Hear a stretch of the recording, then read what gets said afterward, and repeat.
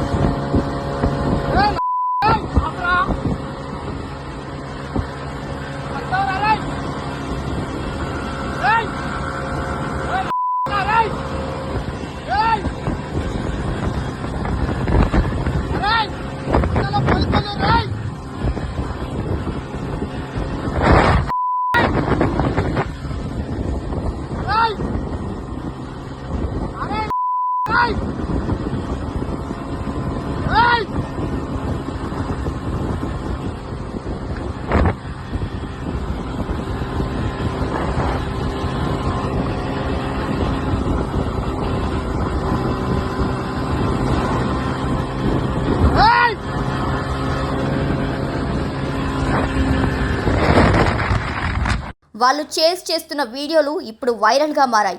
స్కూటీపై వచ్చిన ఈ జంట ఒంటరిగా వెళ్తున్న మహిళల మెడల్లో నుంచి చైన్ను లాగేసుకుంటున్నారు. యువకుడు స్కూటీ నడుపుతుండగా యువతి మాత్రం మహిళ మెడలో నుంచి చైన్లను తెంపి పారిపోతున్నారు.